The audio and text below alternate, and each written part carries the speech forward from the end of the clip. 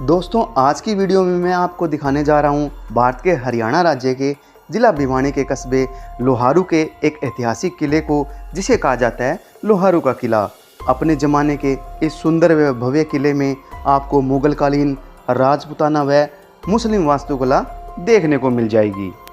सामने का यह भाग उस समय के राजाओं और नवाबों का मुख्य निवास स्थान हुआ करता था। इस निवास स्थान में आपको उस ज़माने का एक बहुत ही सुंदर शीश महल और एक पुस्तकालय और इसके साथ ही आपको इसके अंदर दीवाने खास देखने को मिल जाएगा। मुग़ल शासक के दरबार में आगरा के शायर मिर्ज़ा गालिब शेरो शायरी किया करते थे।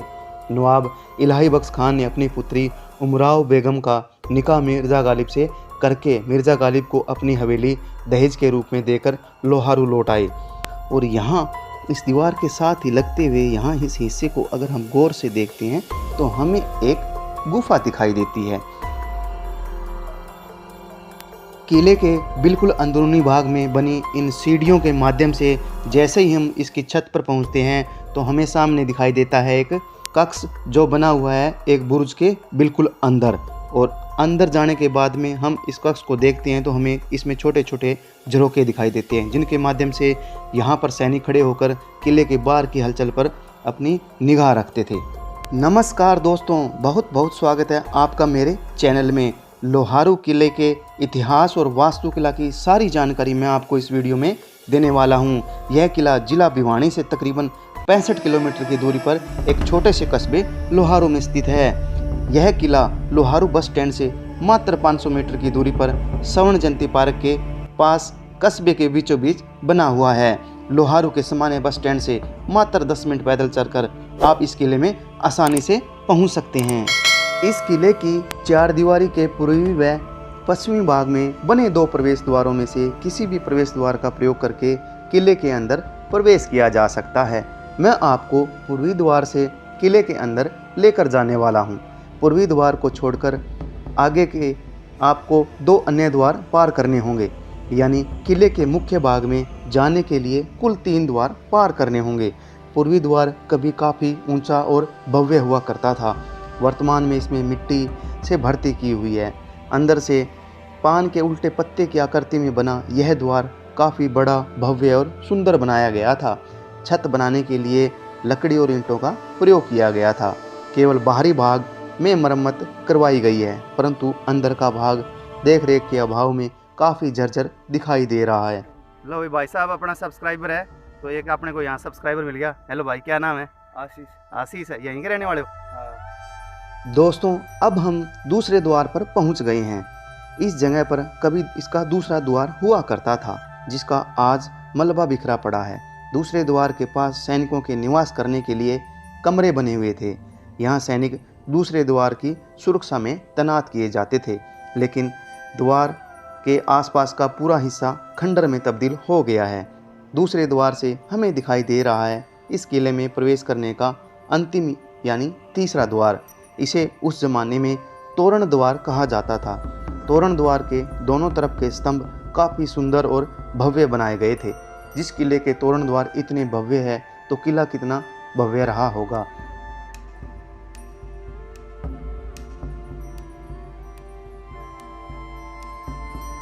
तोरण द्वार के रास्ते से थोड़ा सा आगे चलते ही यहाँ पास ही सैनिकों के लिए निवास स्थान बनाया गया था। इस भाग को देखने से पहले हम इसके मुख्य भाग को देखने जा रहे हैं। तोरण द्वार से आगे जाता यह रास्ता हमें ले जाता है किले के मुख्य भाग की ओर। सामने का यह स्थान उस समय के राजाओं का मुख्य निवास स्थान हुआ करता था। इस भाग में हमें उस जमाने का बना शीश महल, एक पुस्तकालय व दीवाने खास देखने को मिल जाएगा। लोहारू के किले के उस समय के नवाब बड़े ही शानो शौकत से रहा करते थे। दोस्तों आगे की वीडियो में हम बात करेंगे इस किले से जुड़े रोचक इतिहास की। 1570 ईस्वी में यहाँ लोहारू जाति की बस्तियाँ रहा करती थी।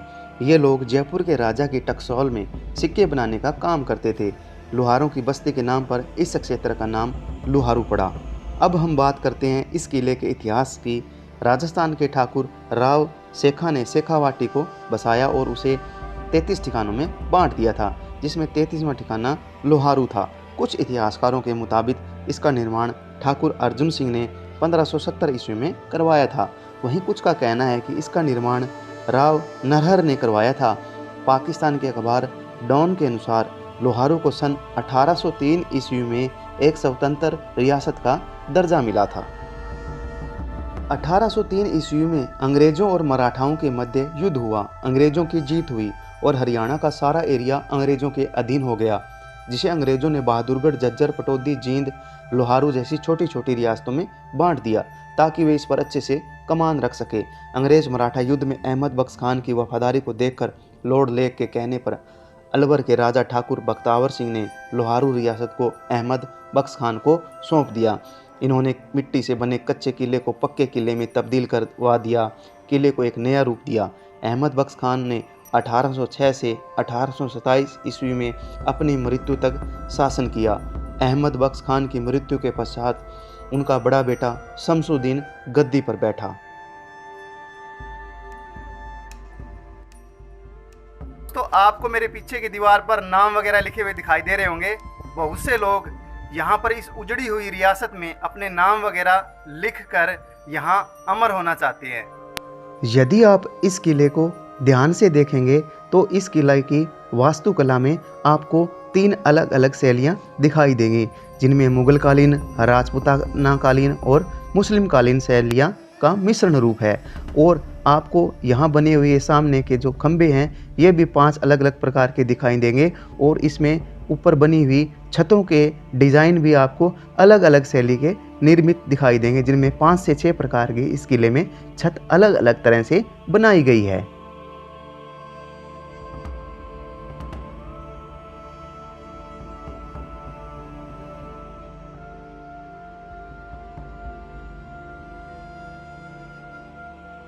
बताया जाता है कि किले के दरवाजे और खिड़कियों को बनाने के लिए जो लकड़ी है यह बर्मा से मंगवाई गई थी।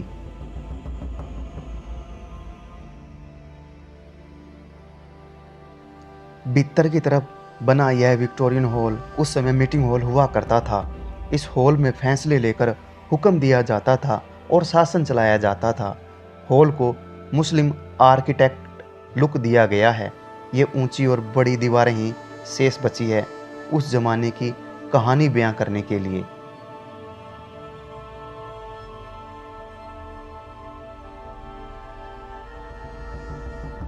किले का यह हिस्सा उस समय पुस्तकालय हुआ करता था। नवाबों के शेर व शायरी का उम्दा शौक था। लोहारू नवाब इलाही बख्श खान शेर व शायरी के दीवाने थे। वो उस समय अपनी दिल्ली की हवेली में रहा करते थे। मुग़ल शासक के दरबार में आगरा के शायर मिर्ज़ा गालिब शेर व शायरी किया करते थे। नवाब इलाही बख्श खान ने अपनी पुत्री उमराव बेगम का निकाह मिर्ज़ा गालिब से करके मिर्ज़ा गालिब को अपनी हवेली दहेज के रूप में देकर लोहारू लौट आए। आज वह हवेली दिल्ली में मिर्ज़ा गालिब की हवेली के नाम से जानी जाती है। गालिब लोहारू आते थे तब इस लाइब्रेरी की किताबों को पढ़ा करते थे।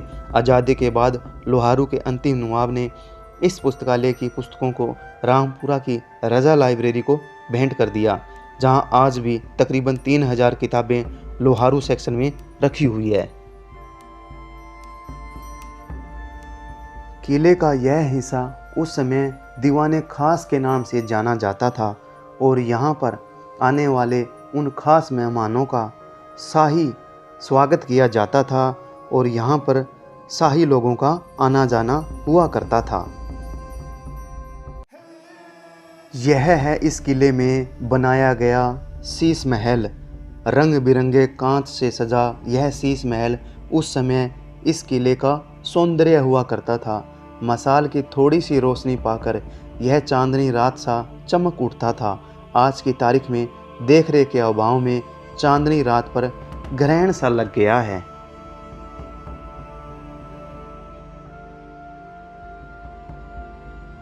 फ्रेंड्स, किले के बचे हुए भागों को देखकर ऐसा मालूम पड़ता है कि यह किला अपने ज़माने में कितना भव्य रहा होगा और आसपास के क्षेत्र में एक आकर्षण का केंद्र भी रहा होगा। अब मैं आपको इस किले के आगे के अंदर के भाग की ओर ले चलता हूँ, जहाँ पर हम इसके अंदर प्रवेश करते ही हमें दिखाई देगा एक काफ़ी बड़ा बना हुआ रूम। और यह रूम अभी अंदर से नीचे से खस्ता हालात में दिखाई दे रहा है। दरवाजे और खिड़कियां उखड़ चुकी है और इस किले के साथ ही इस लगते हुए भाग को अगर हम ध्यान से देखें तो यह पूरा का पूरा भाग तहस नहस होकर खंडर में तब्दील होता जा रहा है।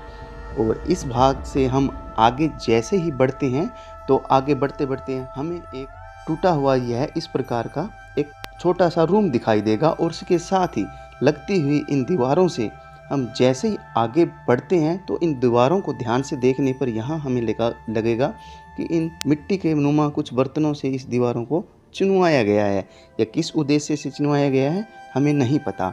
और यहाँ इस दीवार के साथ ही लगते हुए यहाँ इस हिस्से को अगर हम गौर से देखते हैं तो हमें एक गुफा दिखाई देती है जो आगे काफ़ी अंधेरा है। और इस गुफा से चमगादड़ों के मल की बदबू लगातार आ रही है। ऐसा लगता है ये गुफा आगे लंबी कहीं जा रही है। ये गुफा कहाँ जा रही है अब तक किसी को कुछ नहीं पता। अगर आप इस गुफा के विषय में कुछ भी जानते हैं तो ज़रूर कमेंट करें। अब हम बढ़ते हैं इसके बाद के छत की ओर।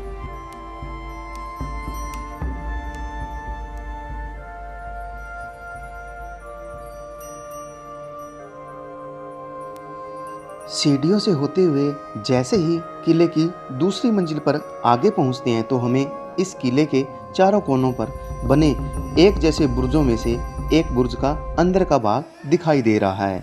यहाँ बने इन रोशनदानों में से सैनिक किले के बाहरी भागों की हलचल पर नज़र गड़ाए रहते थे। किले को सुरक्षा देने में इन बुर्जों का अहम किरदार था। अब हम इस बुर्ज की छत पर चढ़कर देखते हैं तो हमें इन बुर्ज के गोलाकार का विशेष डिजाइन अपनी ओर आकर्षित करता है। ऐसे बुर्जों का निर्माण मुगल काल के शासकों द्वारा करवाया जाता था।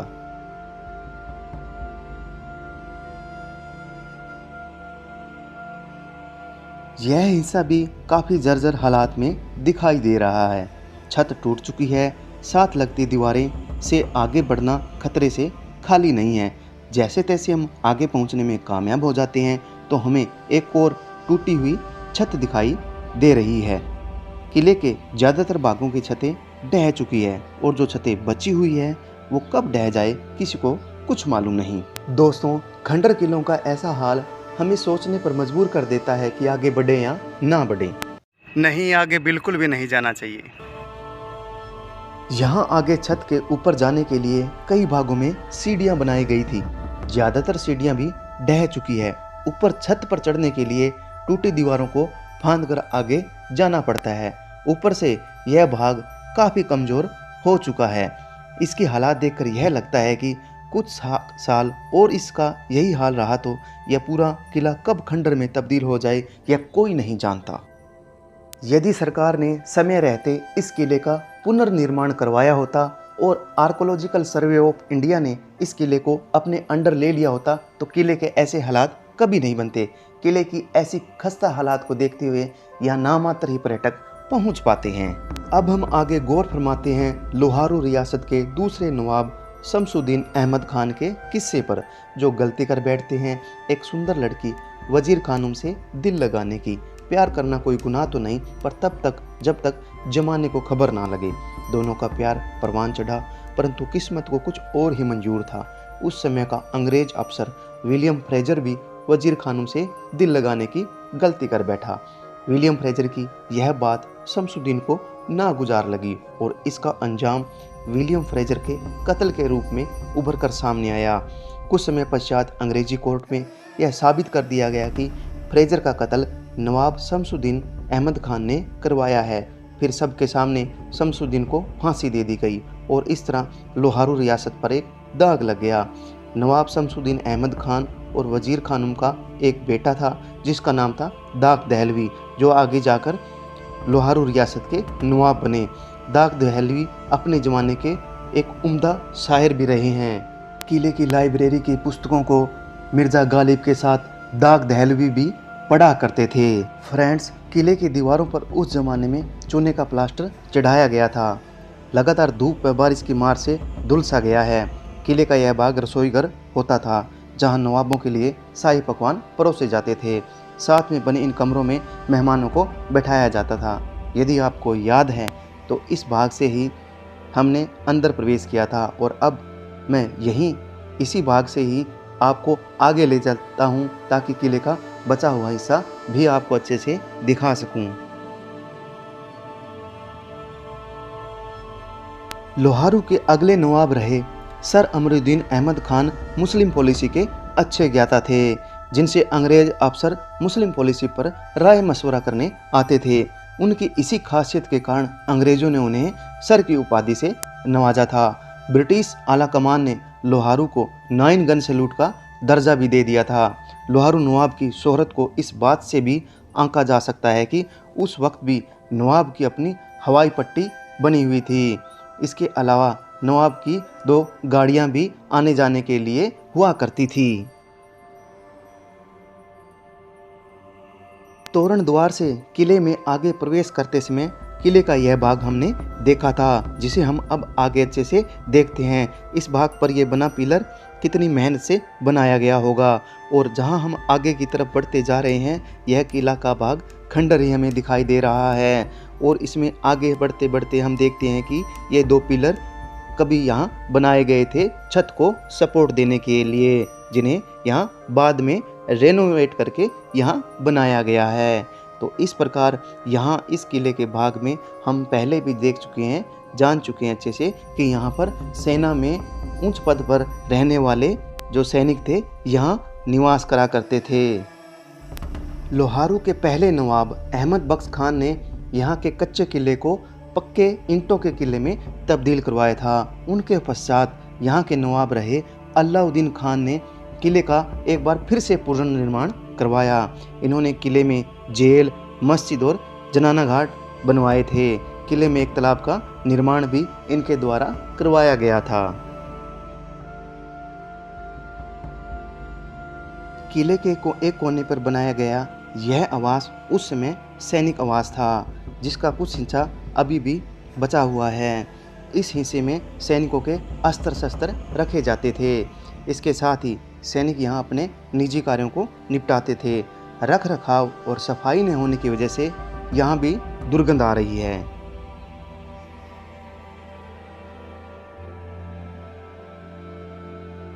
(1947) में भारत अंग्रेजों की गुलामी से आज़ाद हुआ। इस दौरान लगभग 562 रियासतों को भारत में शामिल किया गया। लोहारू भी उनमें से एक रियासत थी। देसी रियासतों को एकजुट करने का कार्य सरदार वल्लभ भाई पटेल को सौंपा गया था। अपने दौरों के दौरान वल्लभ भाई पटेल भी लोहारू पहुंचकर नवाबों से मिले थे।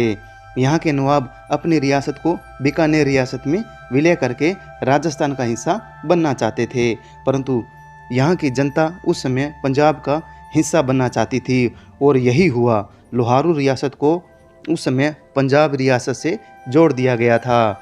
इस प्रकार सभी रियासतों को एक नाम मिला, एक पहचान मिली और एक ध्वज भी मिला। लोहारू के अंतिम नवाब अमीनुद्दीन खान ने लोहारू किले से अलग एक हंटिंग लॉज का निर्माण करवाया था, जहां आज लोहारू नवाब के वारिस रहा करते हैं। 1971 के समय अंतिम नवाब ने किले को राज्य सरकार को धरोहर के रूप में सौंप दिया था। उस समय हरियाणा के मुख्यमंत्री चौधरी बंसीलाल जी हुआ करते थे, परंतु पता नहीं क्यों तब से आज तक सरकार इसकी देखभाल करने में क्यों चूक कर रही है। ये मिस्टर लोकेश जी हैं। जब मैंने इस किले में एंट्री की तो ये मेरे को यहाँ पर मिले। इन्होंने पूरा किला मेरे को अच्छे से एक्सप्लोर करवाया। तो मैं लोकेश जी का दिल से धन्यवाद करता हूँ कि इन्होंने यह किला मुझे अच्छे से दिखाया। दोस्तों, यदि आप चाहते हैं कि मैं आपके लिए किसी विशेष इमारत की वीडियो लेकर आऊं, तो आप मुझे उस जगह का नाम कमेंट कर सकते हैं। आज की इस वीडियो में हमने लोहारू फोर्ट की वास्तुकला को और इसके पीछे के इतिहास को बहुत ही अच्छे से देखा। मुझे आशा है कि आपको ये वीडियो पसंद आई होगी। यदि आपको ये वीडियो पसंद आई है तो इस वीडियो को ज़्यादा से ज़्यादा लाइक और शेयर कर सकते हैं। यदि आप हमारे इस चैनल पर नए हैं तो इसी प्रकार की वीडियो देखने के लिए हमारे चैनल को सब्सक्राइब कर लें। आपने यह वीडियो अंत तक देखी है, मैं पवन आपका बहुत बहुत धन्यवाद करता हूँ। आप सभी का दिन शुभ रहे। मिलते हैं फिर किसी वीडियो में, तब तक के लिए जय हिंद, नमस्कार।